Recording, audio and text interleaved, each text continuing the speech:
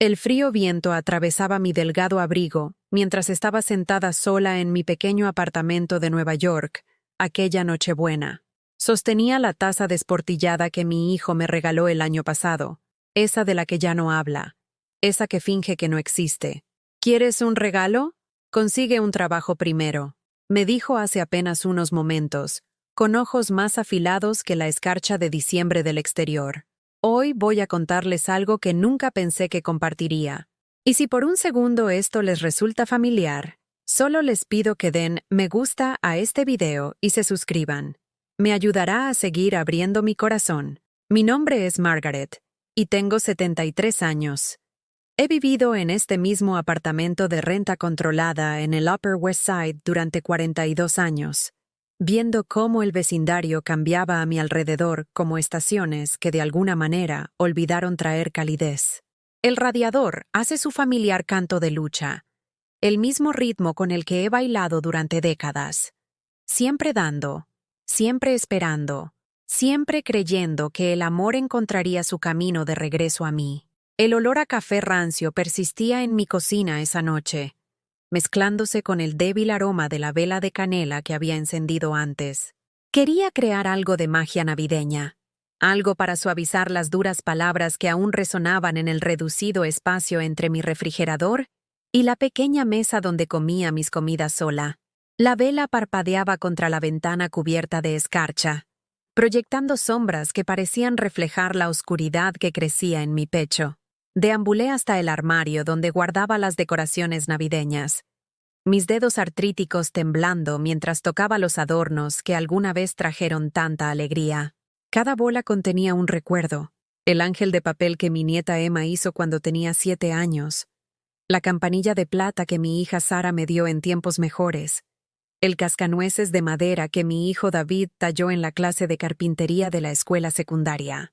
En aquel entonces, sus manos creaban belleza en lugar de señalar con dedos acusadores. Mi reflejo me sorprendió en el espejo del pasillo, y apenas reconocí a la mujer que me devolvía la mirada. ¿Cuándo me volví tan pequeña? ¿Cuándo la mujer que una vez se mantuvo erguida mientras fregaba pisos de oficinas a medianoche, que trabajó turnos dobles para pagar lecciones de piano y uniformes de fútbol, se convirtió en esta frágil criatura que se disculpaba por existir? El teléfono vibró contra la encimera de la cocina. Un mensaje de David. Mamá, ¿ya transferiste el dinero? Sara lo necesita para los útiles escolares de Emma. Ni feliz Navidad, ni cómo te sientes. Solo la familiar exigencia disfrazada de responsabilidad familiar. Me senté pesadamente en mi desgastado sillón, ese que había retapizado 3 veces porque no podía permitirme reemplazarlo. La tela estaba suave por años de lágrimas, tanto mías como de los nietos que alguna vez se subieron a mi regazo para escuchar cuentos. Ahora esos mismos nietos apenas reconocían mi presencia en las reuniones familiares, sus rostros enterrados en pantallas, mientras sus padres discutían mi utilidad por encima de mi cabeza. ¿Recuerdas cuando tus hijos eran pequeños? Cuando te necesitaban para todo, rodillas raspadas, corazones rotos, pesadillas que solo tu voz podía ahuyentar. Pensé que esa necesidad se transformaría en amor, en respeto, en el tipo de relación donde las llamadas telefónicas traerían alegría en lugar de temor. El apartamento se sentía más pequeño esa noche, las paredes cerrándose con el peso de 40 años de dar. Había criado a 2 hijos en estas habitaciones después de que su padre se marchara, contándoles cuentos antes de dormir mientras calculaba cómo estirar $50 hasta el día de pago. Había celebrado sus graduaciones mientras usaba el mismo vestido que había usado para el funeral de mi propia madre, porque no había dinero para nada nuevo. Recuerdo el primer día de jardín de infantes de David. Lloró y se aferró a mis piernas, suplicándome que no lo dejara. Siempre volveré por ti, le prometí, besando su mejilla manchada de lágrimas. Mamá siempre estará aquí. 35 años después, mantuve esa promesa. Pero en algún momento, él olvidó que yo también era humana. Sara era diferente, más callada, más observadora. Notaba cuando me saltaba comidas para que hubiera suficiente comida para la cena. Notaba cuando usaba suéteres con agujeros porque había que pagar la calefacción. Cuando crezca voy a cuidar de ti, mamá, susurró una fría noche de febrero mientras la arropaba. Le creí entonces. Quería creerle ahora. Los recuerdos me inundaron mientras me sentaba a la luz parpadeante de las velas. Las noches que trabajaba limpiando oficinas en Manhattan, tomando el metro a casa a las 2 de la madrugada, mientras la mayor parte de la ciudad dormía. Contaba el dinero en mi bolso, siempre calculando, siempre preocupada, siempre poniendo sus necesidades antes que las mías. Vendí el anillo de boda de mi madre para pagar las tarifas de solicitud universitaria de David. Solicité préstamos que no podía pagar para ayudar a Sara con el depósito de su primer apartamento. Eres la mujer más fuerte que conozco, mamá, solía decir David cuando era más joven, cuando necesitaba mi fuerza para enfrentar sus propios desafíos. Pero la fortaleza, aprendí, puede convertirse en una expectativa, y las expectativas pueden convertirse en cadenas. El teléfono sonó, sobresaltándome de mis recuerdos. El nombre de Sara apareció en la pantalla, y mi corazón saltó de esperanza. Quizás llamaba para desearme feliz Navidad. Quizás recordaba que su madre seguía viva, seguía respirando, seguía esperando migajas de amor de los hijos por los que había sacrificado todo para criar. Mamá, necesito pedirte algo.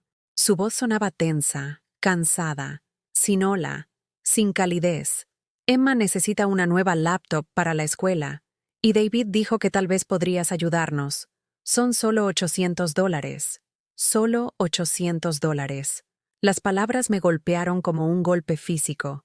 Solo $800 que no tenía, de un cheque del Seguro Social que apenas cubría mi alquiler y medicamentos. Solo $800 de la mujer que una vez limpió los baños de otras personas para que sus hijos pudieran tener ropa limpia para la escuela. Sara, cariño, mamá, por favor no hagas esto difícil. No te lo pediríamos si no fuera importante. Sabes que te lo devolveremos. Devolverme el dinero. Como los $3,000 que David pidió prestados para su oportunidad de negocio, que nunca se materializó. Como los 500 que Sara necesitaba para reparaciones urgentes del auto, que de alguna manera se convirtieron en un fin de semana de vacaciones. Como las innumerables veces que me prometieron devolverme el dinero que nunca llegó, mientras yo comía sopa enlatada para cenar y usaba zapatos con agujeros en las suelas. Cerré los ojos, sintiendo el familiar peso de la culpa asentándose en mis hombros. ¿Qué clase de madre dice no a la educación de su nieta? ¿Qué clase de abuela pone sus propias necesidades antes que el futuro de una adolescente de 16 años? Las voces en mi cabeza, sus voces, susurraban acusaciones de egoísmo, de fallar en mi deber más básico como la eterna proveedora de la familia. Voy a ver qué puedo hacer, me oí decir, las palabras cayendo de mis labios como hojas de otoño, muertas antes de tocar el suelo. Gracias, mamá. Eres la mejor. La línea se cortó, dejándome sola con el tono demarcado y la creciente comprensión de que no era más que un cajero automático humano para mis propios hijos. Esa noche, no pude dormir. Caminé hacia la ventana y miré la ciudad que nunca duerme, observando a los trabajadores nocturnos caminando a casa, las parejas compartiendo paraguas, las familias caminando juntas con bolsas de compras llenas de regalos de Navidad.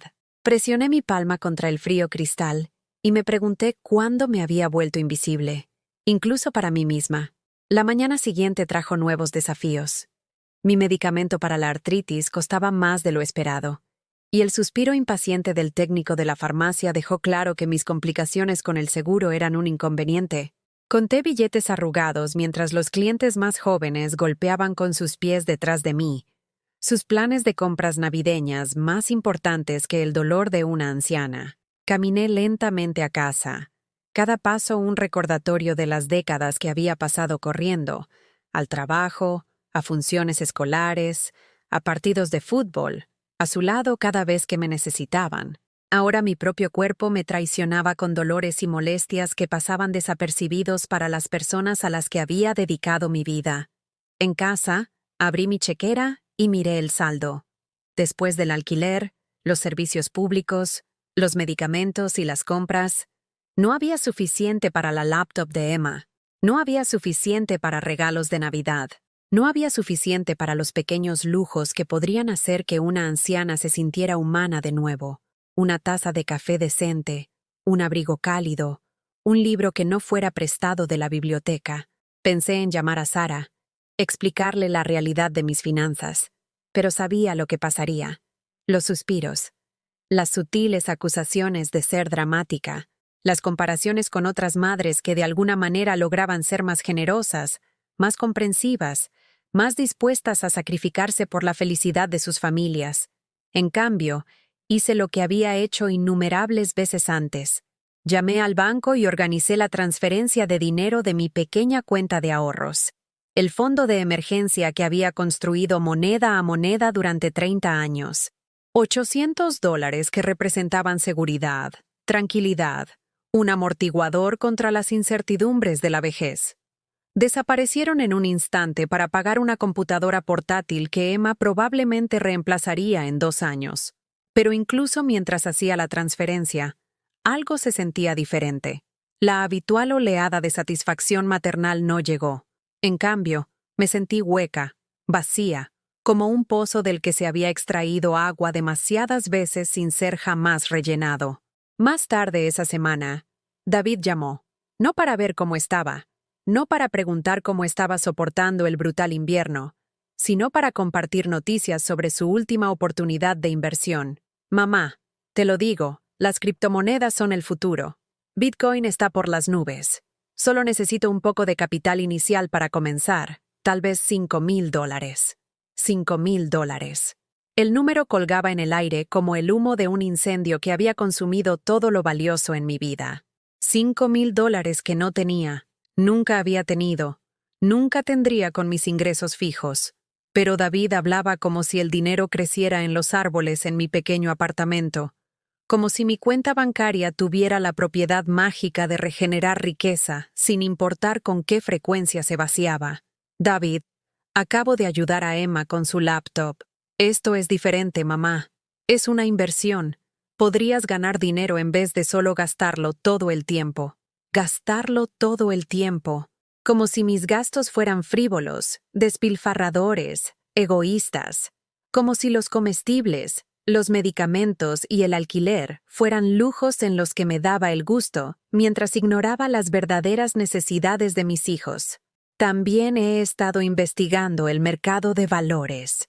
Continuó, su voz ganando entusiasmo. Hay estas compañías que van a ser enormes. Si entramos ahora, podríamos estar hablando de riqueza real, mamá. El tipo de dinero que podría cambiarlo todo para nuestra familia. Nuestra familia. ¿Cuándo mi dinero se había convertido en nuestro dinero? ¿Cuándo mi sacrificio se había convertido en nuestra oportunidad de inversión? Lo escuché describir sus sueños de fortuna, sus planes para los millones que estaba seguro que fluirían de mi inversión de $5,000. Habló de comprar casas, tomar vacaciones, iniciar negocios. Pintó imágenes de un futuro donde el dinero resolvía cada problema y borraba cada lucha. Pero ni una sola vez mencionó cómo me beneficiaría yo de estas riquezas imaginarias. Ni una sola vez consideró que una mujer de 73 años, que vivía del seguro social, podría tener sus propios sueños, sus propias necesidades, sus propios temores sobre su propia seguridad financiera. Piénsalo, mamá, dijo antes de colgar. Podría ser la respuesta a todos nuestros problemas. Todos nuestros problemas. Pero, ¿qué hay de mis problemas? ¿Qué hay de las noches que me quedaba despierta calculando facturas? Las mañanas que me saltaba el desayuno para estirar el presupuesto de comida. ¿Los inviernos que mantenía la temperatura baja para ahorrar en costos de calefacción? Estos no eran nuestros problemas. Eran mis problemas, llevados solo en la oscuridad de mi pequeño apartamento, mientras mis hijos soñaban con la riqueza que esperaban que yo proporcionara. Esa noche, me encontré revisando viejos álbumes de fotos, trazando rostros que me devolvían la sonrisa desde tiempos mejores. Ahí estaba David a los 10 años, con la sonrisa mellada y orgulloso en su uniforme de las pequeñas ligas, que yo había conseguido trabajando horas extras. Ahí estaba Sara a los 13, radiante en su vestido de confirmación, que yo misma había cosido, porque comprarla en tienda estaba fuera de nuestro presupuesto. En cada foto veía amor. En cada recuerdo, recordaba la alegría de dar, la satisfacción de proporcionar, la profunda satisfacción que venía de ser necesitada.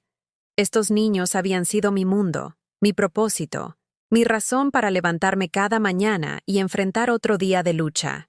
Pero ¿cuándo el amor se había convertido en obligación? ¿Cuándo la gratitud se había convertido en expectativa? ¿Cuándo el flujo natural de generosidad de padres a hijos se había convertido en un río unidireccional que nunca llegaba al mar? Cerré el álbum de fotos y caminé hasta mi dormitorio, donde guardaba una pequeña caja de madera debajo de mi cama. Dentro había cartas, notas que mis hijos habían escrito a lo largo de los años, agradeciéndome por regalos de cumpleaños, expresando agradecimiento por los sacrificios hechos en su nombre, prometiendo cuidarme cuando envejeciera. Las leí a la luz de la lámpara, estos artefactos de una época en que mi dar se encontraba con genuina gratitud. «Querida mamá», decía una de David cuando tenía 12 años, «gracias por trabajar tan duro para comprar mi bicicleta. Sé que tuviste que trabajar horas extra, y prometo que la cuidaré mucho. Te quiero muchísimo». Otra de Sara, escrita con su cuidadosa caligrafía de secundaria. «Mamá, no sé cómo lo haces, pero siempre haces que todo funcione. Cuando algún día tenga hijos, quiero ser justo como tú. Gracias por nunca rendirte con nosotros». El abismo entre esas sinceras promesas y la realidad de hoy se sentía como un cañón que nunca podría cruzar. ¿Qué había pasado con esos niños agradecidos? ¿Dónde estaba el niño que prometió cuidar bien su bicicleta, que ahora exigía miles de dólares con el casual derecho de alguien que nunca había luchado por nada?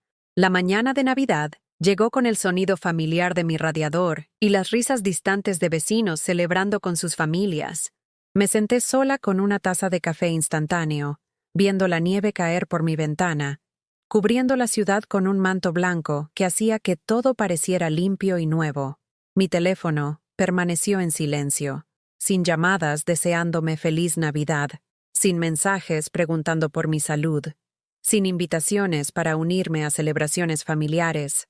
Me preguntaba si estarían todos juntos en algún lugar, compartiendo regalos y comidas, riendo de bromas internas, creando nuevos recuerdos que no incluían a la mujer que había hecho sus vidas posibles. Por la tarde, Sara me envió un mensaje. «Gracias por la laptop de Emma, mamá. Está muy emocionada. Espero que tengas una linda Navidad. Espero que tengas una linda Navidad». Sola en mi apartamento, sin familia, sin compañía, sin reconocimiento de las décadas que había pasado haciendo sus Navidades mágicas. Miré fijamente el mensaje hasta que las palabras se volvieron borrosas, sintiendo que algo se quebraba dentro de mi pecho, que no tenía nada que ver con la edad o la artritis. Esa noche, la señora Rivera llamó a mi puerta. Elena Rivera era mi vecina, una mujer más o menos de mi edad, que vivía sola desde que su esposo falleció hace 2 años. Estaba parada en mi puerta sosteniendo un plato cubierto con papel aluminio, sus amables ojos captando mi rostro manchado de lágrimas con inmediata comprensión. «Mija», dijo suavemente, usando el cariño español que de alguna manera se sentía más cálido que cualquier cosa que mis propios hijos me hubieran llamado en años.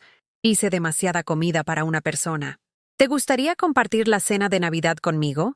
Quería declinar, mantener la pretensión de que todo estaba bien, que tenía obligaciones familiares, que alguien me esperaba en algún lugar, pero la amabilidad en su voz atravesó mis defensas, y me encontré asintiendo, siguiéndola a su apartamento que olía a pollo asado y amor.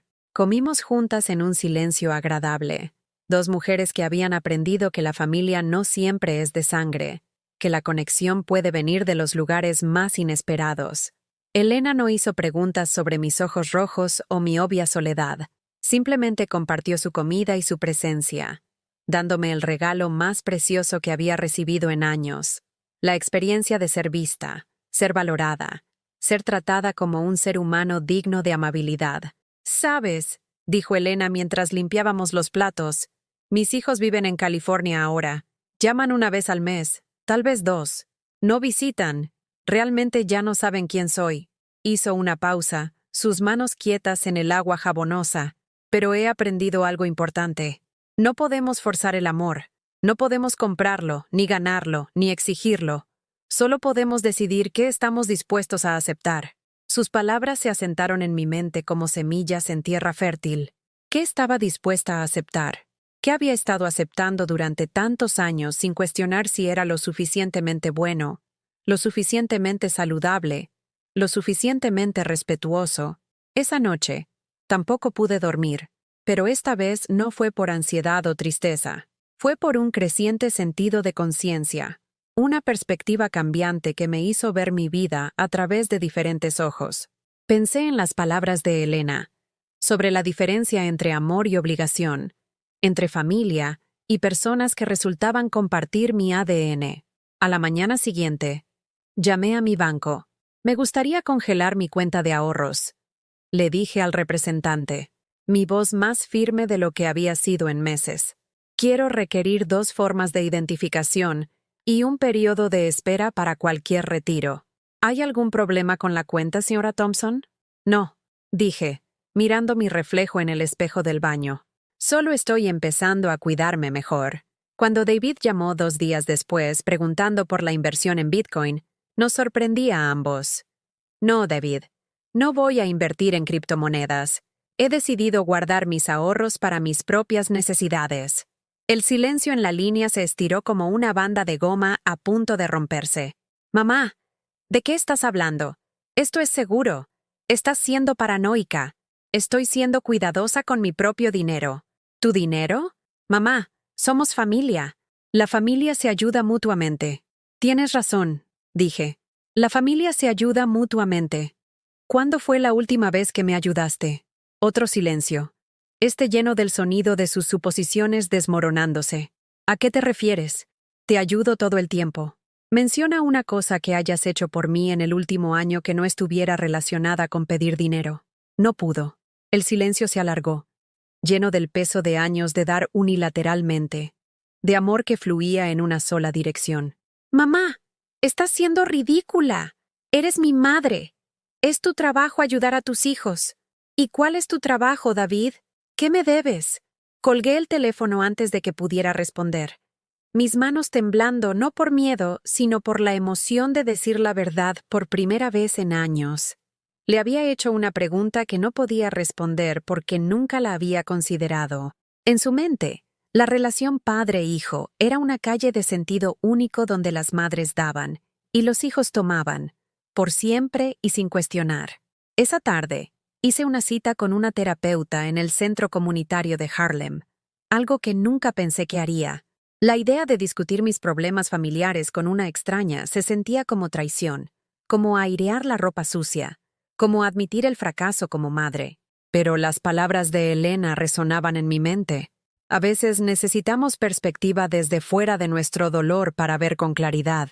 La doctora Williams era una mujer de voz suave de unos 50 años, con manos gentiles y ojos que habían visto suficiente lucha humana para reconocerla sin juzgar. Su oficina era pequeña pero cálida, llena de plantas e iluminación suave que hacía que la confesión pareciera posible. Cuénteme sobre su familia, dijo. Y por primera vez en años, dije la verdad. No la versión sanitizada que presentaba a los vecinos, no las excusas racionalizadas que hacía por el comportamiento de mis hijos, sino la cruda realidad de sentirme usada, descartada y dada por sentada por las personas que más amaba en el mundo.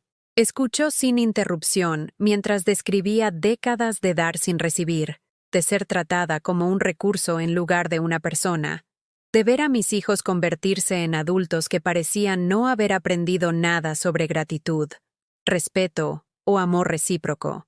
Margaret, dijo cuando terminé, ¿qué cree que aprendieron sus hijos sobre las relaciones al observarla? La pregunta me golpeó como un golpe físico. ¿Qué habían aprendido? Habían aprendido que las madres eran fuentes inagotables de dinero y apoyo. Habían aprendido que amor significaba siempre decir sí, nunca establecer límites, nunca expresar necesidades propias. Habían aprendido que el respeto era opcional cuando se trataba de familiares que perdonarían cualquier cosa. Les enseñé a usarme. Susurré, las palabras apenas audibles, Les enseñó que sus necesidades no importaban, corrigió gentilmente. Pero no es demasiado tarde para enseñarles algo diferente. Durante las siguientes semanas, comencé el lento y difícil trabajo de cambiar patrones que habían dominado mi vida durante décadas. Practiqué decir no. Representé conversaciones donde expresaba mis propias necesidades. Aprendí a reconocer la diferencia entre ayudar y facilitar, entre amor y manipulación emocional. La primera prueba real llegó cuando Sara llamó pidiendo dinero para el viaje de vacaciones de primavera de Emma. Es educativo, mamá. Estará trabajando en un proyecto de biología marina en Florida. Son solo $1,200. Solo $1,200. Ahí estaba esa frase de nuevo, minimizando una suma que representaba semanas de mi ingreso, haciendo que mis limitaciones financieras parecieran irrazonables. Sara, no puedo permitirme $1,200 para un viaje de vacaciones de primavera. Mamá, estamos hablando de Emma, tu nieta. ¿No quieres lo mejor para ella? El viaje de culpa era automático, practicado, diseñado para eludir mi mente racional y golpear directamente mis instintos maternos.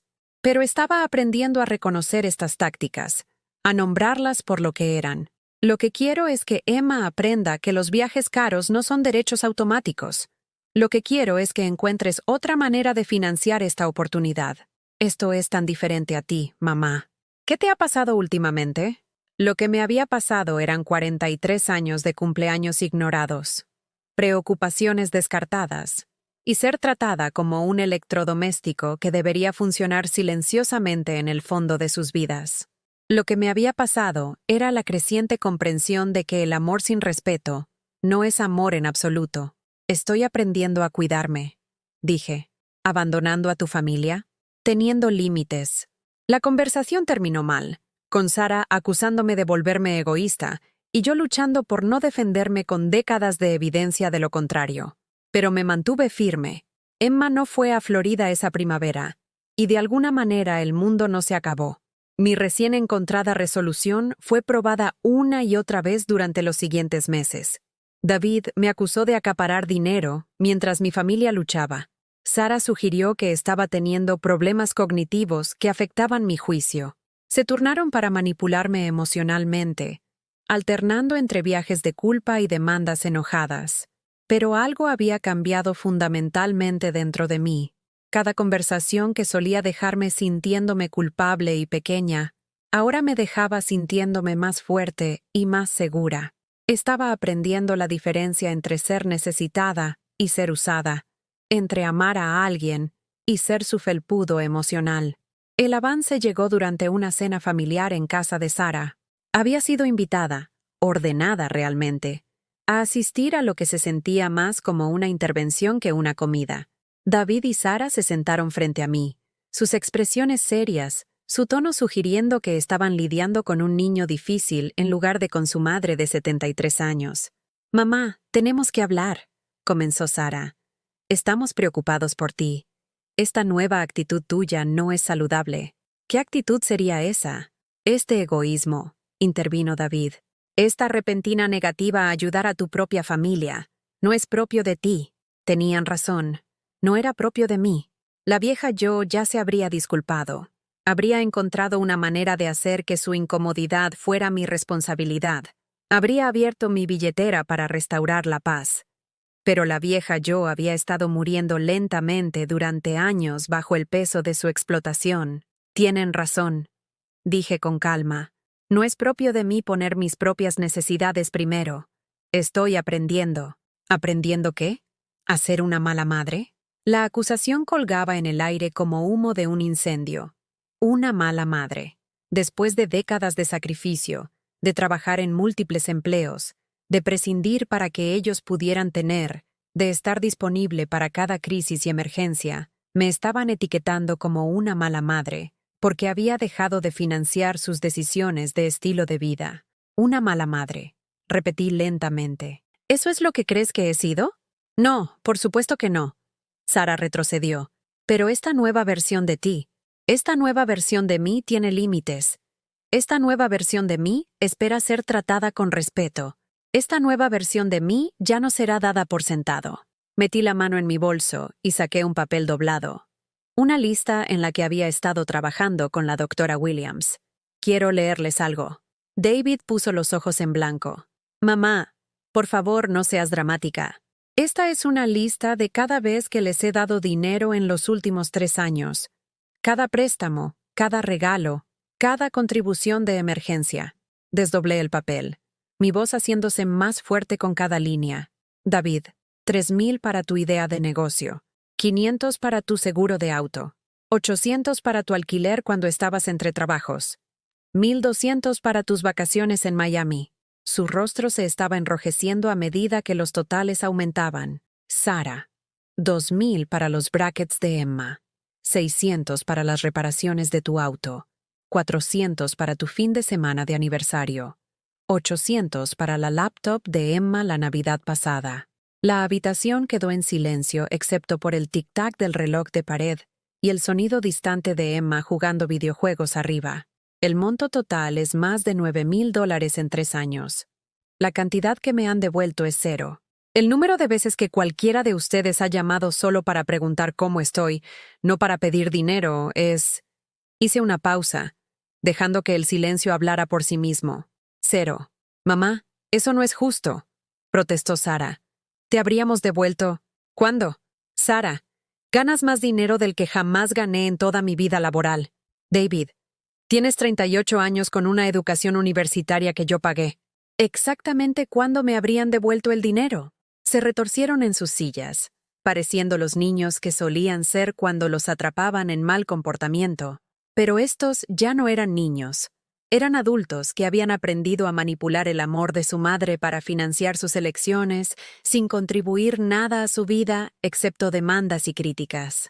También quiero leerles algo más, continué, sacando una de las viejas cartas que había encontrado. Esto es algo que David me escribió cuando tenía 12 años. Leí su promesa de cuidar su bicicleta, su gratitud por mis horas extra de trabajo, su declaración de amor. Para cuando terminé, sus ojos estaban húmedos con lágrimas que podrían haber sido de remordimiento genuino o simple vergüenza por ser confrontado con su yo más joven y agradecido. No entiendo qué quieres de nosotros, dijo Sara finalmente. Quiero que me traten como un ser humano, en lugar de como un cajero automático. Quiero que me llamen porque me extrañan, no porque necesitan algo. Quiero que recuerden que tengo necesidades, sentimientos y limitaciones. Quiero que entiendan que el amor no es una calle de sentido único. Pero eres nuestra madre, dijo David, como si eso lo explicara todo. Sí, lo soy. Y ustedes son mis hijos. Lo que significa que esta relación debería involucrar cuidado mutuo, respeto mutuo, apoyo mutuo. En este momento, soy la única que da algo a esta familia. Emma deambuló hacia el comedor, atraída por la tensión en las voces de los adultos. Con 16 años, era lo suficientemente mayor para entender las dinámicas que habían moldeado las expectativas de su familia. Había crecido viendo a su madre y tío tratar a su abuela como un banco, aprendiendo que el amor se medía por lo que podías extraer de las personas. «¿Abuela? ¿Estás bien?», preguntó, su joven rostro preocupado de una manera que los de sus padres no habían estado durante toda esta conversación. «Estoy aprendiendo a estar bien, cariño», le dije. «Estoy aprendiendo que es importante defenderse, incluso con las personas que amas». Emma miró entre su madre y su tío, entendiendo lo que se reflejaba en su expresión. Era lo suficientemente inteligente para ver lo que los adultos habían sido ciegos, que la dinámica de su familia era poco saludable, insostenible e injusta. «Tal vez no necesito ese viaje a Florida», dijo en voz baja. «Tal vez podría ganar algo del dinero yo misma». Su sugerencia cayó en la habitación como una piedra en agua tranquila, creando ondas de conciencia. Aquí estaba una chica de 16 años mostrando más madurez y consideración de lo que cualquiera de mis hijos adultos había mostrado en años. Dejé esa cena sintiéndome más ligera de lo que había estado en años. Había dicho mi verdad, establecido mis límites, y me negué a ser manipulada por culpa o acusaciones. La vieja Margaret se habría disculpado al salir de la habitación, prometiendo volver a su papel como la red de seguridad financiera de la familia. La nueva Margaret caminó hacia su auto con la cabeza en alto, pero sabía que la verdadera prueba estaba por venir. Confrontar a tus hijos es una cosa. Mantener nuevos límites cuando presionan es otra completamente. Y presionaron. David dejó de llamar por completo, como si mi negativa a financiar sus sueños de inversión hubiera cortado nuestra relación por completo. Sara llamaba, pero solo para informar sobre mi comportamiento cada vez más difícil, y sugerir de nuevo que podría estar experimentando deterioro cognitivo. El aislamiento era doloroso. Había noches en que me quedaba despierta preguntándome si había cometido un error, si aferrarme a mi dinero valía la pena perder a mi familia.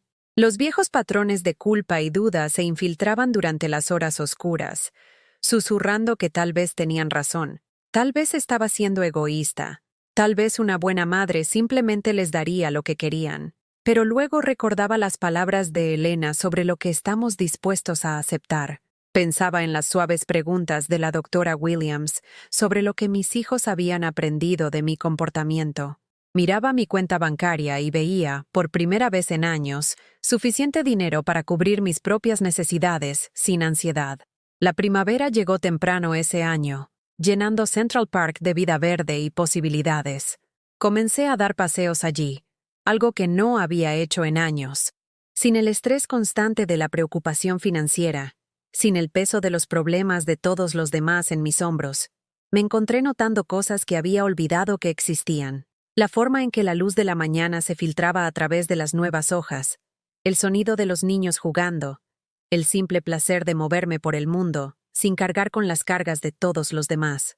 Una tarde de mayo, estaba sentada en un banco viendo a la gente alimentar a los patos en el estanque, cuando sonó mi teléfono. El nombre de Emma apareció en la pantalla, y mi corazón saltó con esperanza y miedo en igual medida. «Hola, abuela», dijo, su voz incierta. Me preguntaba, ¿podría ir a visitarte? Solo yo, quiero decir. No con mamá y el tío David. Por supuesto, cariño. Siempre eres bienvenida aquí. Quería hablarte sobre algunas cosas. Sobre lo que pasó en la cena esa noche. Sobre cómo te hemos estado tratando. Una hora después, Emma se sentaba en mi pequeña sala de estar, su torpeza adolescente amplificada por el peso de la conversación que había iniciado. Jugaba con la funda de su teléfono, mirando a todas partes excepto directamente a mí. «Abuela, necesito disculparme contigo». «Cariño, no tienes». «Sí, tengo que hacerlo». Su voz era más fuerte ahora, más decidida. «He estado pensando en lo que dijiste en la cena, sobre todo el dinero que nos diste, sobre cómo nadie llama solo para ver cómo estás». Levantó la vista, sus ojos brillantes con lágrimas contenidas. «Yo tampoco llamé nunca solo para ver cómo estabas». Mi garganta se tensó con emoción. Aquí estaba mi nieta, todavía una niña, mostrando más madurez emocional que su madre y su tío juntos. «Nunca lo pensé antes», continuó, «lo sola que podrías estar, lo difícil que podría ser siempre ser quien da dinero a todos los demás. ¿Cómo se sentiría que olvidaran tu cumpleaños o que pasaras la Navidad sola?» ¿Había pasado la Navidad sola? Sara me había dicho que Emma estaba en una pijamada, pero viendo la cara de mi nieta ahora, me pregunté qué otras mentiras se habían dicho para excusar mi ausencia de las reuniones familiares. «Pasé la Navidad sola», admití, «pero tuve una cena encantadora con mi vecina, la señora Rivera. Ella me recuerda que la familia no siempre es de sangre». Emma asintió pensativamente. «Mamá siempre dice que la familia es lo primero. Pero solo parece referirse a eso cuando necesita algo de ti. Cuando tú necesitas algo, o cuando estás triste, o cuando podrías querer pasar tiempo con nosotros. Entonces de repente la familia ya no es tan importante». La sabiduría de la juventud, sin filtrar por años de racionalización y excusas. Emma podía ver claramente lo que sus mayores habían oscurecido con culpa, obligación y derecho. «Quiero hacerlo mejor», dijo.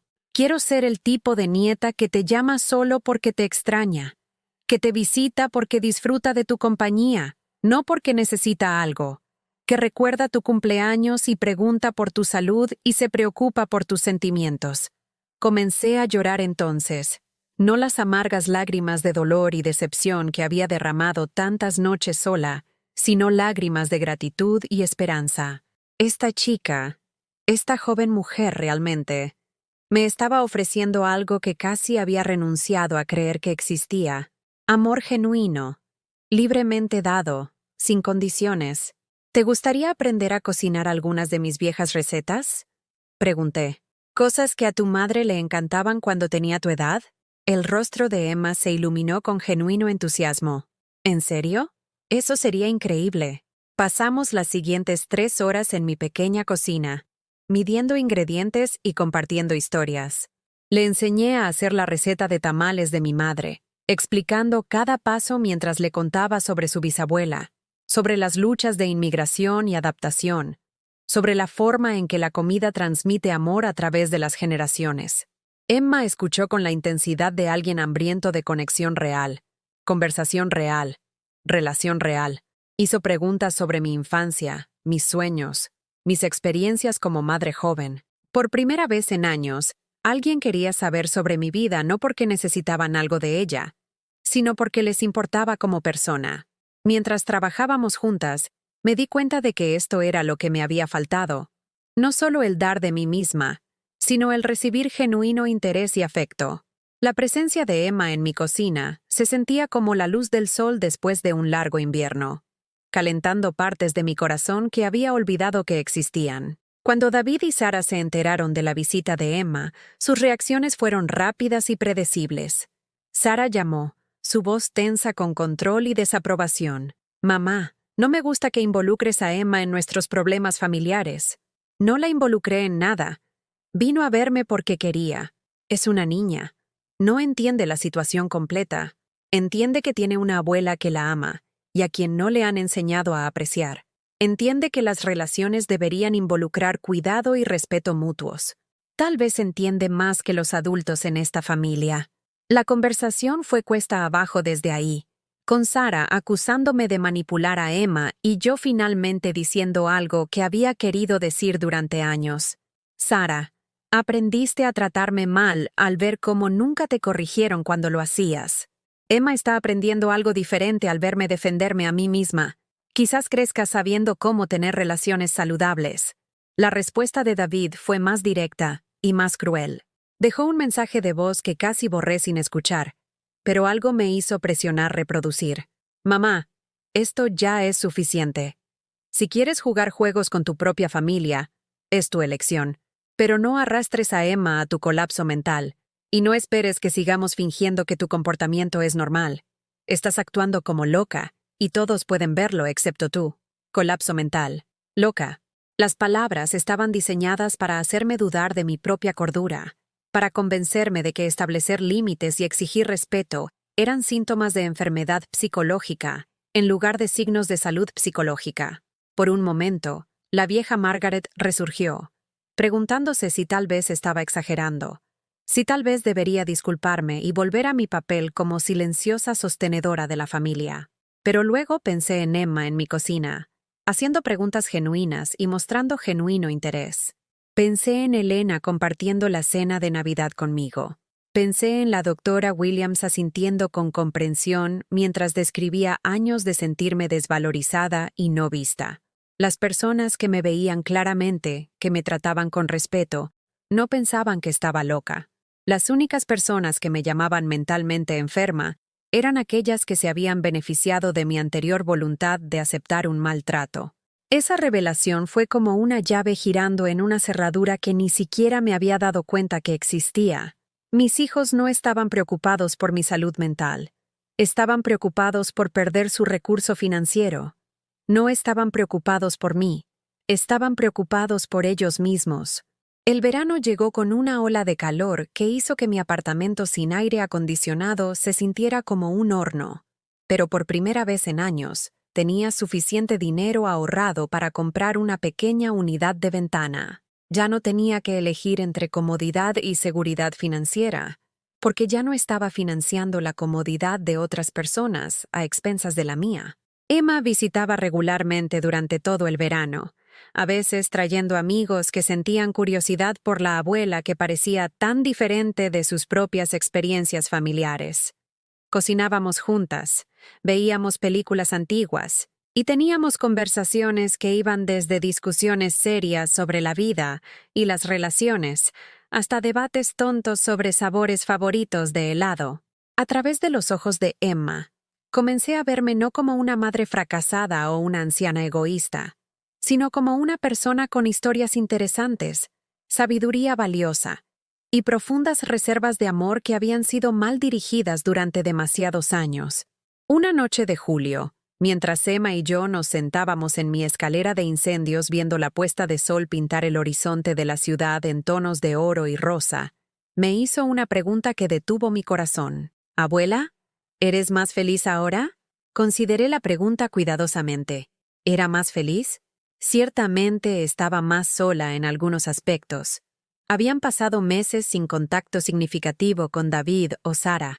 Las reuniones familiares eran cosa del pasado.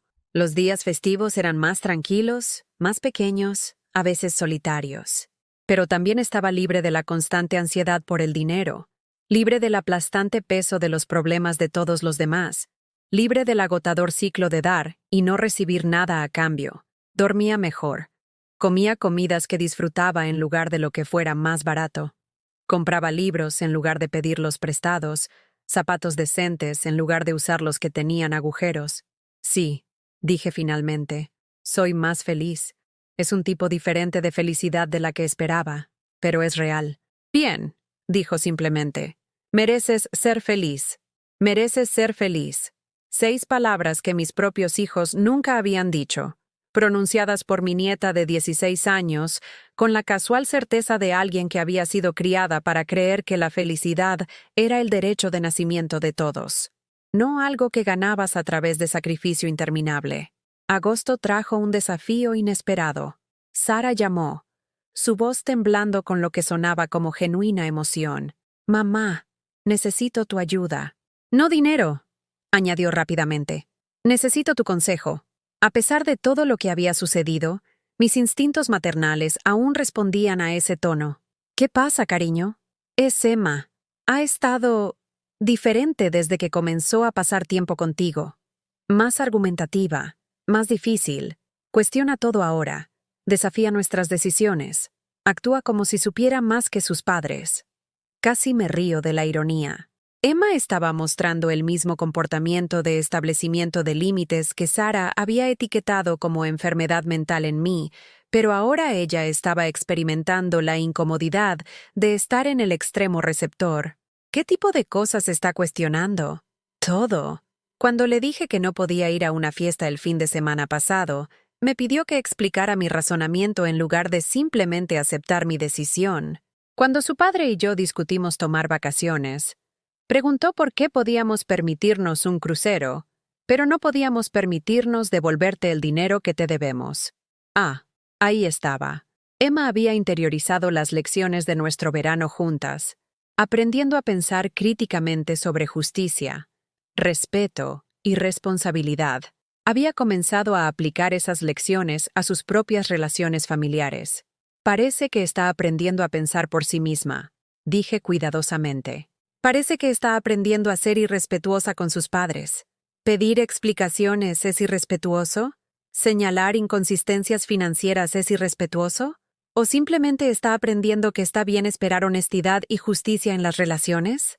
El silencio se extendió entre nosotras, lleno de años de suposiciones no examinadas sobre autoridad, respeto y dinámicas familiares.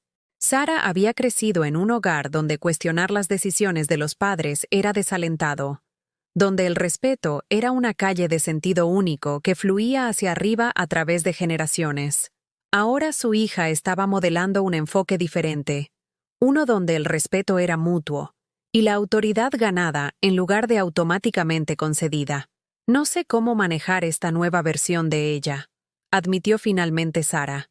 De la misma manera que deberías haberme estado manejando a mí todos estos años, dije suavemente, escuchando sus preocupaciones, explicando tus decisiones y tratándola como una persona cuyos pensamientos y sentimientos importan. Pero tiene 16 años, no es una adulta, no, pero está aprendiendo cómo convertirse en una, y las lecciones que está aprendiendo ahora darán forma a qué tipo de adulta se convertirá. ¿Quieres que crezca creyendo que el amor significa aceptar un maltrato?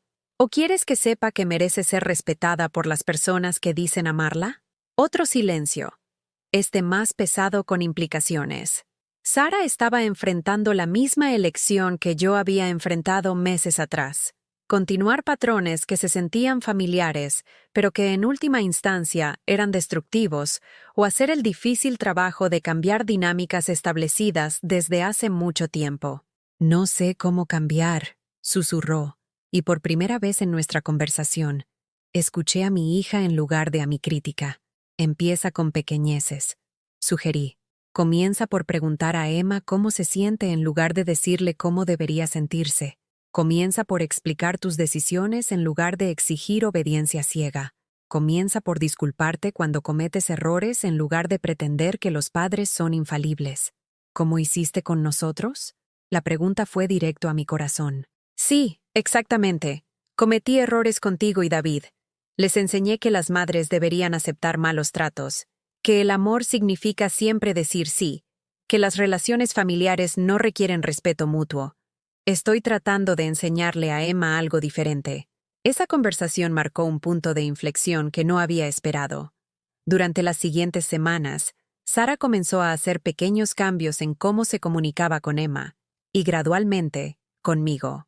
Comenzó a explicar sus decisiones financieras en lugar de descartar mis preocupaciones. Empezó a preguntar por mi salud e intereses en lugar de inmediatamente lanzarse a pedir ayuda. Los cambios eran pequeños y a veces inconsistentes, pero eran reales. Era como ver a alguien aprender un nuevo idioma, vacilante, imperfecto, pero genuinamente tratando de comunicarse en formas que nunca se le habían modelado. David, sin embargo, permaneció atrincherado en su enojo y sentido de derecho. Pasaron meses sin ninguna comunicación de él, y cuando finalmente llamó en septiembre, no fue para disculparse o buscar reconciliación. Mamá, necesito que firmes un préstamo conmigo. Es para una casa, una inversión real esta vez. Algo que realmente construirá riqueza en lugar de solo gastarse en nada. Gastarse en nada. Como mi medicación, mi alquiler, mi comida. Todo la nada que me mantenía viva, alojada y saludable. No, David. Ni siquiera has escuchado los detalles todavía. No necesito escuchar los detalles. No voy a firmar ningún préstamo. Mamá, esto es importante. Esto podría cambiar toda mi vida. Podría construir riqueza real, el tipo de activos que me permitirían cuidarte cuando seas mayor. Cuidarme cuando sea mayor. Con 73 años, ya era mayor. Ya estaba en necesidad de cuidado, consideración y apoyo. Pero el cuidado que estaba prometiendo era hipotético, contingente a que yo habilitara sus sueños con mi respaldo financiero. David, yo ya soy mayor. Necesito cuidado ahora. ¿Cuándo fue la última vez que preguntaste cómo estoy? ¿Cuándo fue la última vez que visitaste solo para pasar tiempo conmigo? ¿Cuándo fue la última vez que ofreciste ayudarme con algo? Eso es diferente. Estás bien. Realmente no necesitas nada. No necesito nada realmente. Aparentemente, no necesitaba compañía, conversación, afecto o respeto. Según mi hijo, estaba bien viviendo en aislamiento siempre que siguiera disponible para financiar sus aspiraciones. Lo que necesito es una relación con mi hijo que no se base en el dinero. Lo que necesito es ser tratada como una persona en lugar de como un banco. Lo que necesito es que te preocupes por mi bienestar en lugar de solo por mi billetera. Estás siendo dramática, mamá. Me preocupo por ti. Pruébalo. Ven a visitarme. Llévame a almorzar. Pregunta por mi salud. Muestra interés en mi vida. Llámame en mi cumpleaños. Haz cualquiera de las cosas que las personas que se preocupan unas por otras realmente hacen. No tengo tiempo para todas esas cosas emocionales.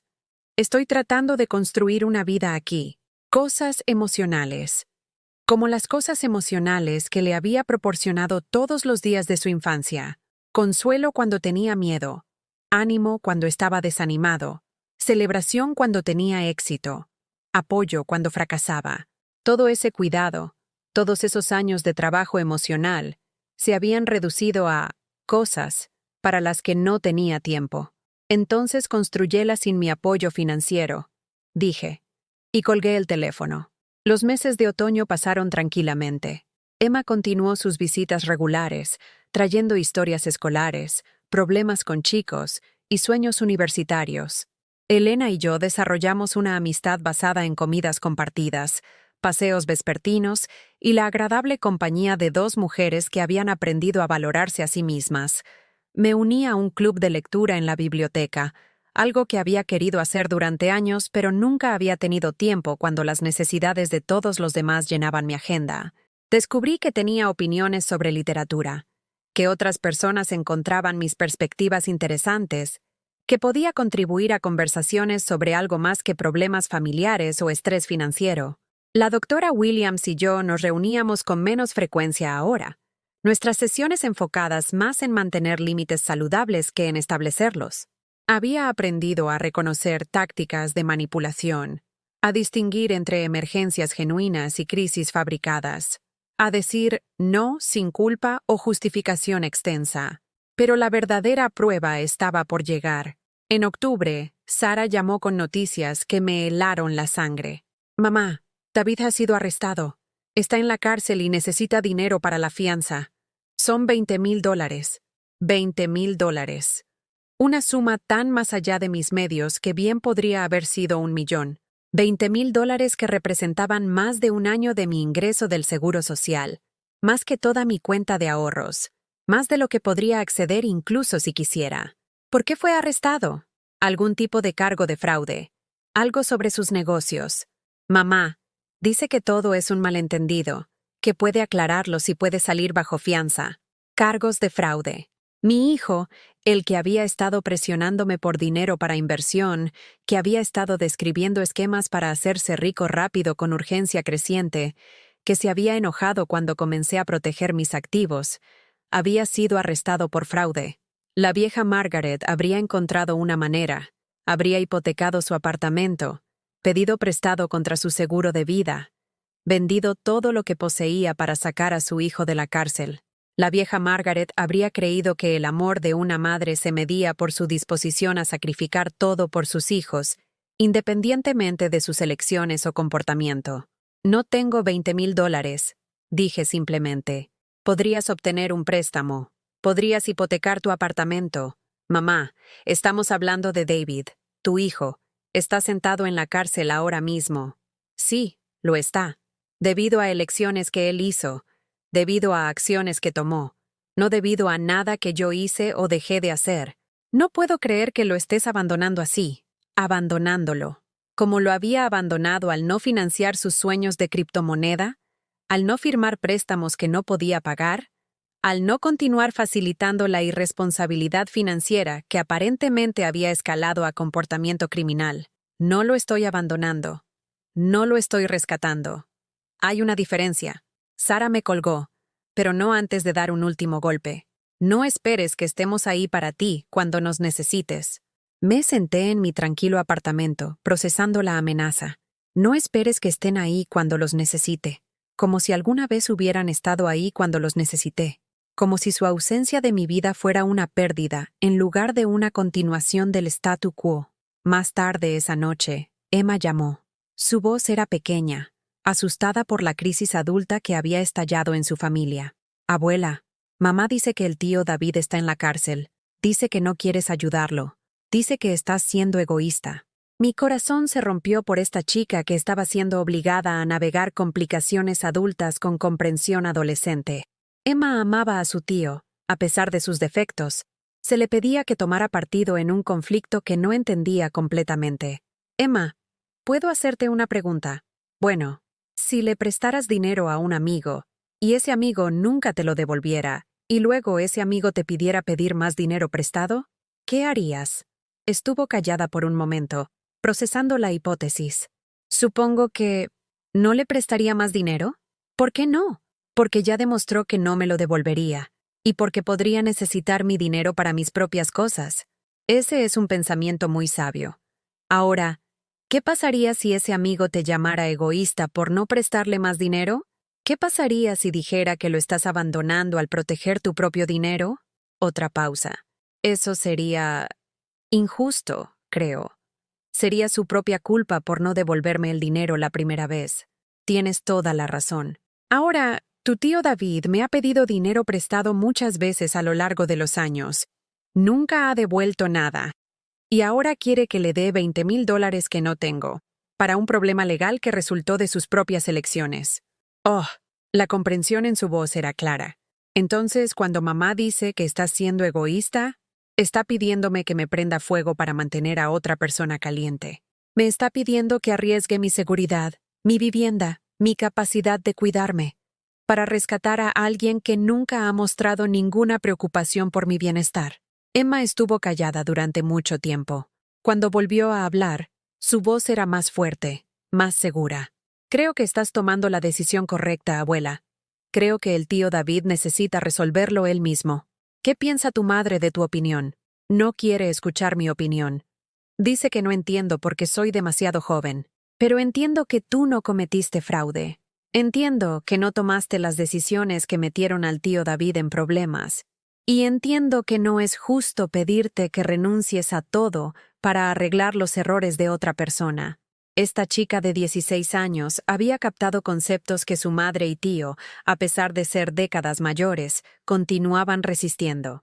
Emma entendía la responsabilidad, las consecuencias y la diferencia entre amor y facilitación. Durante las siguientes semanas, la presión familiar se intensificó. Sara llamaba diariamente, alternando entre manipulación emocional y acusaciones enojadas. David llamaba desde la cárcel, su voz una mezcla de desesperación y derecho, exigiendo que encontrara una manera de recaudar el dinero de la fianza. «Soy tu hijo», seguía diciendo, como si la conexión genética triunfara sobre todas las demás consideraciones. La familia ayuda a la familia, pero la familia, había aprendido, se suponía que era una relación recíproca. David nunca me había ayudado cuando estaba luchando financieramente. Nunca había ofrecido apoyo durante mis sustos de salud o dificultades emocionales. Nunca me había tratado con la consideración y respeto que ahora exigía que yo le mostrara. El punto de inflexión llegó cuando Sara sugirió que vendiera mi apartamento para recaudar el dinero de la fianza de David. «Solo es dinero, mamá. Puedes encontrar otro lugar para vivir. Estamos hablando de la vida de David. Solo dinero. Mi hogar de 42 años. Mi único activo. Mi seguridad en la vejez. Todo descartado como solo dinero, que debería sacrificar alegremente por un hijo que nunca había sacrificado nada por mí. Sara, este apartamento no es solo dinero para mí. Es mi hogar, es mi estabilidad, es mi seguridad en la vejez. Es lo único que me queda después de décadas de dar todo lo demás a mis hijos. ¿Así que estás eligiendo un apartamento sobre tu hijo? Estoy eligiéndome a mí misma sobre continuar facilitando un comportamiento destructivo. Estoy eligiendo mi propia seguridad sobre financiar las malas decisiones de otra persona. Estoy eligiendo dejar de prenderme fuego para mantener calientes a otras personas. Esa noche, llamé a la doctora Williams para una sesión de emergencia. La presión de mi familia me estaba desgastando, haciéndome cuestionar mi resolución, llenándome de la vieja culpa familiar que me había controlado durante tantos años. «Margaret, déjame preguntarte algo», dijo después de que describí las últimas demandas y acusaciones. «Si David no fuera tu hijo, si fuera solo un conocido que repetidamente pidió dinero prestado sin devolverlo, que no mostró ningún interés en tu bienestar, que ahora estaba en la cárcel por fraude y exigiéndote que vendieras tu casa para pagar su fianza, ¿qué harías?» La respuesta era obvia. Me negaría sin un momento de duda. Reconocería la situación como un intento de explotar mi amabilidad y me protegería sin culpa ni disculpa. «Pero él es mi hijo», dije débilmente. «Sí, lo es. Y ser tu hijo significa que debería tratarte mejor que un conocido, no peor. Ser tu hijo significa que debería estar más preocupado por tu bienestar, no menos. Ser familia debería elevar el estándar de trato, no bajarlo». Sus palabras cortaron a través de la niebla de culpa y obligación que había nublado mi pensamiento. David no estaba pidiendo ayuda, estaba exigiendo sacrificio. No estaba expresando amor, estaba ejerciendo control. No me estaba tratando como su madre. Me estaba tratando como su propiedad. La campaña de presión continuó durante otro mes. Miembros de la familia extendida que no había escuchado en años de repente llamaron para expresar su preocupación por la situación de David y su decepción con mi respuesta.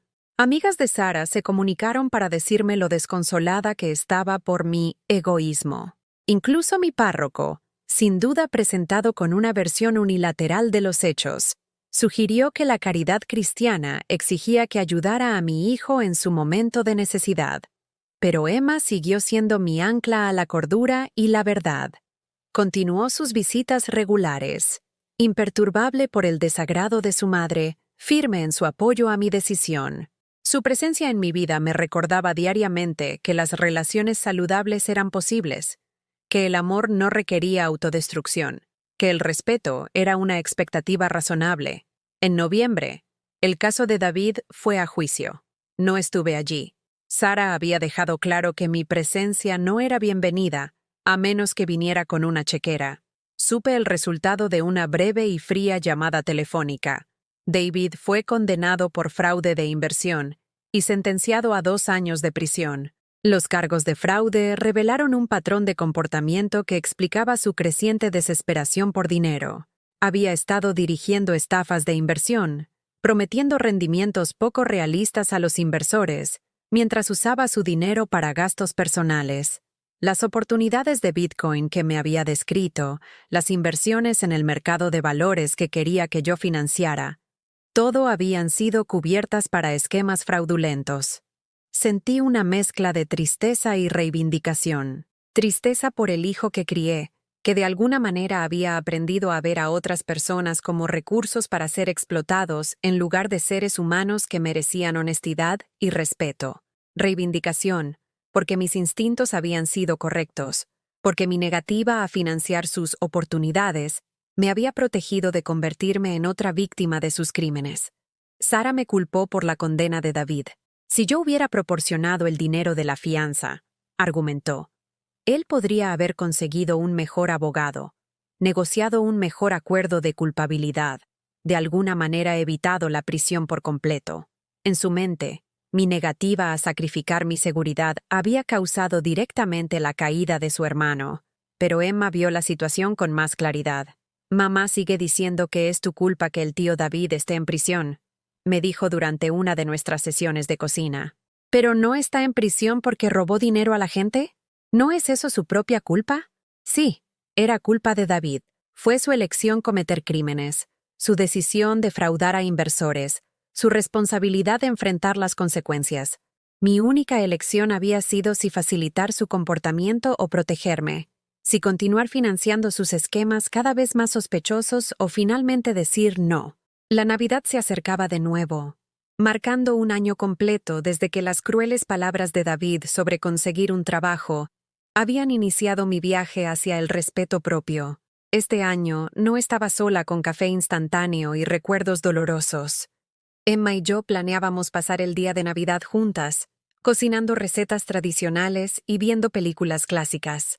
Elena nos invitó a unirnos a ella para la cena de Nochebuena con su grupo de la iglesia, una colección de adultos mayores que habían formado su propia familia elegida, basada en apoyo mutuo y cuidado genuino. Por primera vez en años, esperaba las fiestas con ilusión en lugar de temerlas. 3 días antes de Navidad, Sara llamó con una petición inesperada. Su voz estaba apagada, sin la ira y acusación que había caracterizado nuestras conversaciones durante meses. «Mamá, ¿estaría bien si vengo a verte? No para pedirte nada, solo para hablar». Me sorprendí, pero cautamente esperanzada. «Por supuesto, Sara. Siempre eres bienvenida aquí». Llegó luciendo mayor que sus 40 años, agotada por meses de crisis familiar y la gradual comprensión de que los problemas de su hermano estaban más allá de la capacidad de cualquiera para arreglar. Nos sentamos en mi pequeña sala de estar, el espacio sintiéndose más grande sin el peso de demandas no expresadas y resentimiento acumulado. «He estado pensando en lo que dijiste», comenzó vacilante, «sobre cómo te hemos tratado a lo largo de los años, sobre el dinero y las llamadas telefónicas y todo». Esperé, sin querer interrumpir lo que se sentía como el comienzo de una conversación real. Emma me ha estado ayudando a ver las cosas de manera diferente. Hace muchas preguntas ahora. Preguntas que me hacen sentir incómoda porque no tengo buenas respuestas. ¿Qué tipo de preguntas? Como ¿por qué nunca te visitamos solo para visitarte? ¿Por qué nunca llamamos solo para ver cómo estás? ¿Por qué siempre necesitamos algo de ti, pero nunca preguntamos qué necesitas tú de nosotros? Estas eran exactamente las preguntas que Emma debería estar haciendo. El tipo de pensamiento crítico que le serviría bien en todas sus relaciones futuras. También me preguntó cuándo fue la última vez que hice algo amable por ti, algo para hacerte feliz, no porque quisiera algo a cambio. Los ojos de Sara se llenaron de lágrimas. No pude responderle, mamá. No pude pensar en una sola vez en los últimos años en que hubiera hecho algo solo para hacerte sonreír. La admisión colgaba en el aire entre nosotras, pesada con años de dar y tomar unilateralmente. Pero en lugar de sentirme reivindicada o enojada, me sentí triste por ambas, por mí, porque había extrañado tantos años de tener una relación real con mi hija, y por ella, porque había extrañado la alegría de la generosidad genuina. Quiero hacerlo mejor, continuó. Quiero que Emma vea cómo se ve una relación saludable entre madres e hijas. Quiero que aprenda a dar además de recibir. Quiero... Hizo una pausa, luchando con palabras que nunca habían sido fáciles de decir para ella. Quiero aprender cómo amarte de la manera en que nos has amado. No solo dar por sentado tu amor, sino realmente mostrar amor de vuelta. Por primera vez en nuestra relación adulta, Sara me estaba viendo como una persona con necesidades, sentimientos y derechos en lugar de solo como su madre, cuya función principal era proporcionar apoyo. Era un comienzo, frágil e incierto, pero real. No sé cómo arreglar todo lo que ha estado mal, admitió. No sé cómo deshacer años de darte por sentada, pero quiero intentarlo. Hablamos durante 3 horas esa tarde. Sara preguntó sobre mi vida, mis intereses, mi salud, mis sueños para el futuro. Escuchó sin interrumpir cuando describí la soledad de los últimos años, el dolor de ser tratada como un cajero automático, el miedo de que hubiera criado hijos que realmente no me amaban como persona. Se disculpó. No las disculpas defensivas y calificadas que había escuchado antes, sino expresiones genuinas de arrepentimiento por comportamientos específicos y su impacto en mí. Reconoció que había aprendido a tratarme mal porque nunca había exigido un mejor trato, pero también asumió la responsabilidad de ser una adulta que debería haber reconocido la injusticia sin necesidad de ser confrontada. Sigo pensando en cómo te trata Emma, dijo mientras nuestra conversación terminaba. La forma en que se ilumina cuando habla de visitarte. La forma en que genuinamente disfruta de tu compañía. La forma en que pregunta por tu vida porque realmente le importan las respuestas. Está aprendiendo cómo se ven las relaciones reales, dije. Está aprendiendo que el amor es mutuo, que el respeto es esencial, que las personas tienen valor más allá de lo que pueden proveerte. Nunca aprendí esas cosas, admitió Sara. O tal vez las aprendí y las olvidé. De cualquier manera, las estoy aprendiendo ahora, viendo a Emma, escuchando sus preguntas, viendo lo mucho más feliz que estás desde que empezaste a defenderte. Mientras Sara se preparaba para irse, se volvió con una pregunta más. Mamá, ¿estarías dispuesta a pasar la Navidad con nosotros este año? No porque necesitemos nada de ti, sino porque Emma y yo realmente querríamos tu compañía. La miré a los ojos y vi algo que no había visto en años. Afecto genuino, invitación real, el deseo de mi presencia en lugar de mis recursos. No era la misma hija que había exigido dinero para la laptop de Emma hace un año. Esta era alguien que estaba aprendiendo a ver las relaciones de manera diferente, a valorar la conexión por encima de la transacción. Me gustaría eso, dije, sintiéndolo completamente. La Navidad en casa de Sara fue diferente de cualquier reunión familiar en la memoria reciente. Emma había hecho tarjetas de lugar con mensajes reflexivos. Sara había preparado comidas que sabía que yo disfrutaba, y la conversación se centró en compartir recuerdos y expresar gratitud en lugar de discutir problemas o hacer peticiones. Por primera vez en años, me sentí como una invitada bienvenida en lugar de una proveedora obligada. Sara preguntó sobre mi club de lectura, mis clases de cocina con Emma, mi amistad con Elena. Escuchó con genuino interés mientras describía mis nuevas rutinas, mi creciente confianza, mi sensación de finalmente vivir para mí misma en lugar de constantemente gestionar las necesidades de todos los demás. Después de la cena, Emma me dio un regalo que me hizo llorar, un álbum de fotos que había hecho documentando nuestras aventuras cocinando juntas. Cada página contenía no solo imágenes, sino sus notas escritas a mano sobre lo que había aprendido, cómo se sentía, lo que significaba para ella el tiempo juntas. Me enseñaste que cocinar es más que comida, había escrito en la primera página. Me enseñaste que tomarse el tiempo para cuidar a alguien es como se muestra amor. Me enseñaste que cada persona tiene valor e historias que vale la pena escuchar. Sara me dio algo igualmente precioso. Una carta expresando su compromiso de construir una relación real basada en respeto mutuo y cuidado genuino. Esbozó cambios específicos que quería hacer, formas en que pretendía apoyarme en lugar de solo extraer de mí, planes para pasar tiempo juntas que no involucraran transacciones financieras. Sé que no necesitas nada de mí, escribió. Has demostrado que puedes cuidarte muy bien, pero espero que quieras algo de mí, mi tiempo, mi atención, mi genuino interés en tu vida. Espero que quieras una hija que llame solo para escuchar tu voz, que visite solo para disfrutar de tu compañía, que te trate como la mujer increíble que eres en lugar de solo como la madre que la crió. Fue el mejor regalo de Navidad que había recibido en 40 años. El año nuevo trajo cambios graduales pero significativos. Sara llamaba regularmente, no para pedir nada, sino para compartir noticias, buscar consejos sobre desafíos de crianza o simplemente charlar sobre la vida diaria. Me invitaba a los eventos escolares de Emma, me incluía en celebraciones familiares y comenzó a tratarme como un miembro familiar honrado en lugar de como un proveedor de servicios. Emma continuó sus visitas regulares, pero ahora Sara se nos unía a veces, aprendiendo a cocinar junto a su hija, escuchando historias familiares que nunca había preguntado antes, descubriendo que su madre era una persona compleja e interesante más allá de su papel materno. La transformación no era perfecta ni completa. Había momentos en que surgían viejos patrones, cuando Sara se descubría comenzando a hacer demandas en lugar de peticiones, cuando tenía que elegir conscientemente consideración sobre derecho, pero el esfuerzo era genuino y constante. David permanecía en prisión, sus cartas alternando entre autocompasión y continuos intentos de manipular a los miembros de la familia para que lo apoyaran financieramente.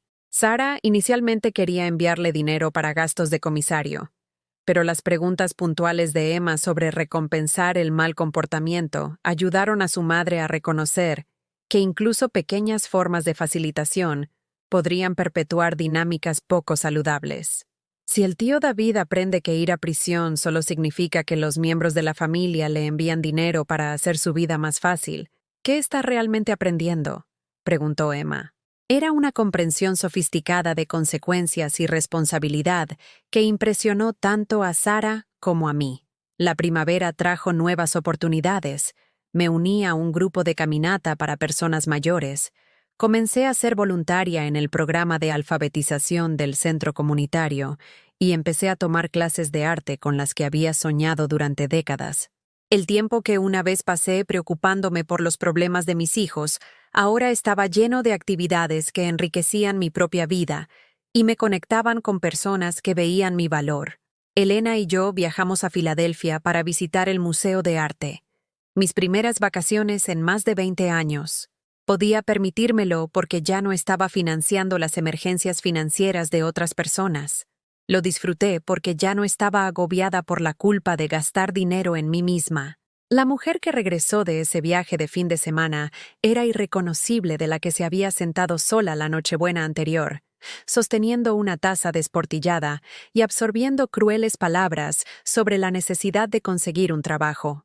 Esta mujer caminaba con confianza, reía fácilmente y irradiaba la paz que viene de finalmente ponerse primero su propia máscara de oxígeno. El verano trajo la primera carta de David que no pedía dinero. En cambio, escribió sobre los programas de prisión a los que se había unido, las sesiones de asesoramiento que le estaban ayudando a entender sus patrones de comportamiento, y su creciente conciencia de cómo sus acciones habían afectado a otras personas. Estoy empezando a darme cuenta de que te traté mal durante mucho tiempo, escribió. Di tu amor por sentado, y te vi como alguien que existía para resolver mis problemas en lugar de como una persona con tus propias necesidades y sentimientos. No espero que me perdones ni que me ayudes más. Solo quería que supieras que finalmente estoy entendiendo lo que hice mal. Era un comienzo, no de apoyo financiero reanudado o reconciliación automática, sino de posible responsabilidad y crecimiento. Si las ideas de David se traducirían en un cambio genuino quedaba por verse, pero la carta representaba más madurez emocional de la que había mostrado en años. Para el otoño de mi segundo año de respeto propio, los cambios en mi vida eran visibles para todos los que me conocían. Había ganado peso que había perdido durante los años estresantes de preocupación financiera. Mi apartamento era más brillante y más cómodo, amueblado con cosas que había elegido para mi propio placer, en lugar de conformarme con desechos y necesidades. Lo más importante, mis relaciones se habían transformado. Sara y Emma eran presencias regulares y genuinas en mi vida. Elena y yo nos habíamos convertido en amigas cercanas que nos apoyábamos mutuamente a través de desafíos y celebrábamos las alegrías de la otra. Mi club de lectura, grupo de caminata y actividades voluntarias me conectaban con personas que valoraban mis contribuciones y disfrutaban de mi compañía. Las llamadas telefónicas que una vez me llenaron de temor, ¿qué necesitan ahora? ¿Cómo encontraré el dinero? ¿Cómo puedo decir que sí de nuevo? Habían sido reemplazadas por conversaciones que traían genuino placer. La gente llamaba porque me extrañaba, porque quería compartir buenas noticias, porque valoraba mi perspectiva sobre sus vidas. ¿Sabes lo que es ser necesitada en lugar de usada? ¿Ser valorada en lugar de explotada? ¿Tener tus límites respetados en lugar de constantemente probados? Es como aprender a respirar correctamente después de años de contener la respiración. De pie en mi escalera de incendios esa tarde de octubre, viendo el sol ponerse sobre la ciudad que había sido mi hogar durante tantas décadas, reflexioné sobre el viaje desde aquella dolorosa Nochebuena hasta este momento de paz y satisfacción. La mujer que había absorbido la crueldad de David y la indiferencia de Sara había descubierto su propio valor. La madre que había sacrificado todo por hijos que no daban nada a cambio había aprendido a exigir reciprocidad. La anciana que se había sentido invisible y descartada había encontrado su voz y su valor. La transformación no había sido fácil. Hubo noches de duda, días de soledad, momentos de vacilación cuando los viejos patrones llamaban seductoramente. Hubo familiares que me acusaron de egoísmo, amigos que sugirieron que estaba siendo demasiado dura, voces que susurraban que debería conformarme con migajas de afecto en lugar de exigir comidas completas de respeto.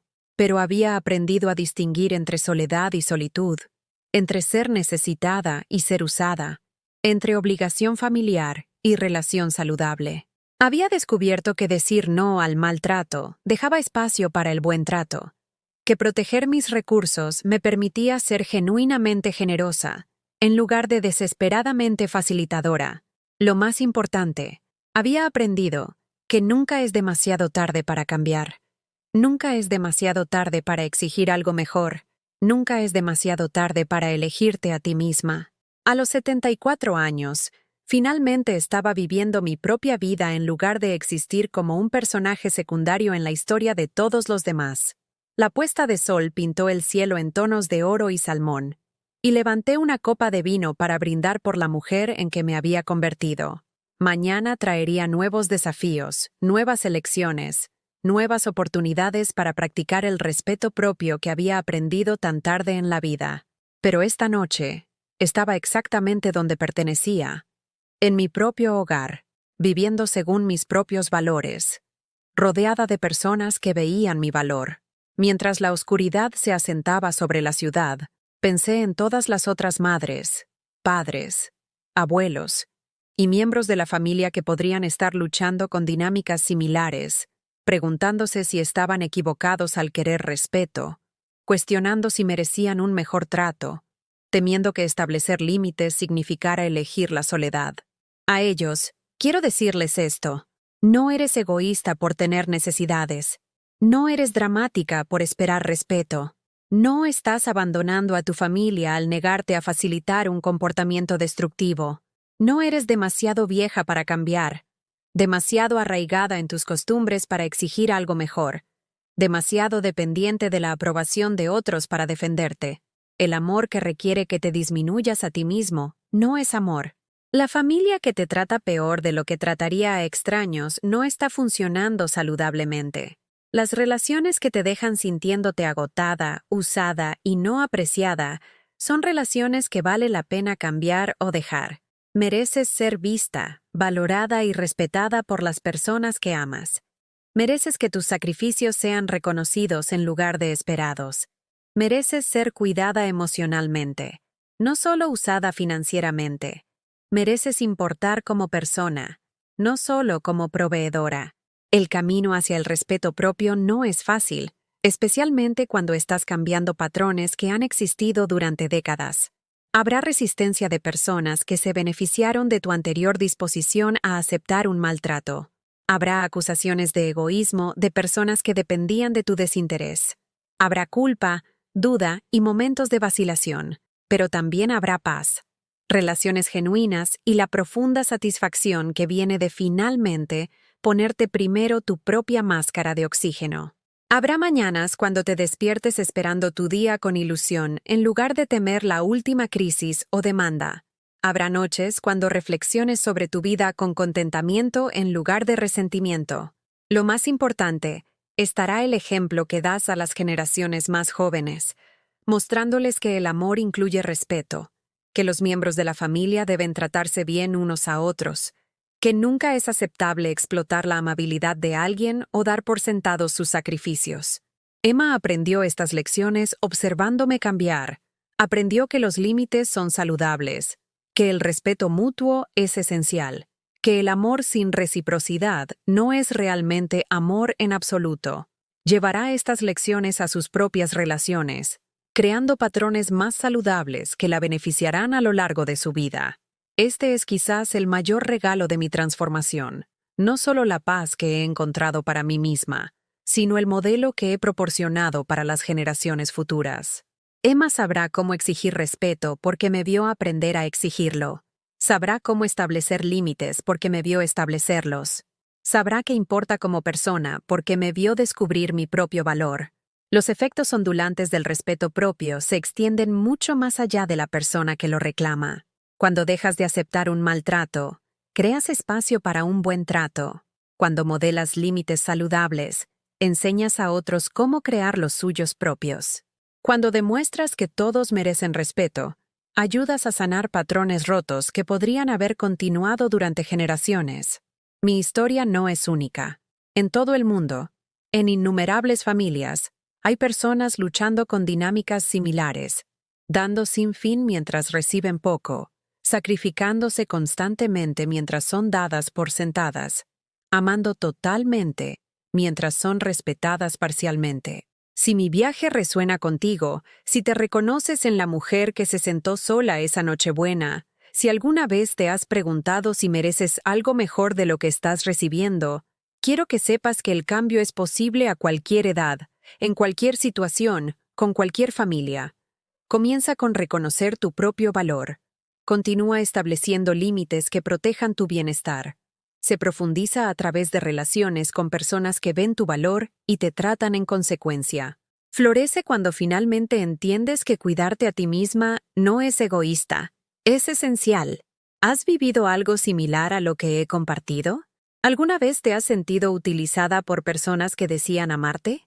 ¿Alguna vez te has preguntado si establecer límites te costaría relaciones solo para descubrir que los límites saludables en realidad crean mejores relaciones? Te invito a compartir tu historia en los comentarios a continuación. Tu experiencia podría ser exactamente lo que alguien más necesita escuchar. Tu valentía al hablar podría dar a otra persona permiso para exigir algo mejor para sí misma. Y si esta historia te ha tocado, si te ha dado esperanza o perspectiva, o simplemente te ha hecho sentir menos sola en tus luchas, por favor dale me gusta a este video y suscríbete a mi canal. Me ayuda a llegar a otras personas que podrían necesitar escuchar que valen más de lo que han estado aceptando, que nunca es demasiado tarde para cambiar, que el respeto y el amor deberían ir juntos. Tu apoyo me permite seguir abriendo mi corazón, compartiendo estas difíciles verdades y creando espacio para conversaciones que pueden sanar generaciones de patrones poco saludables.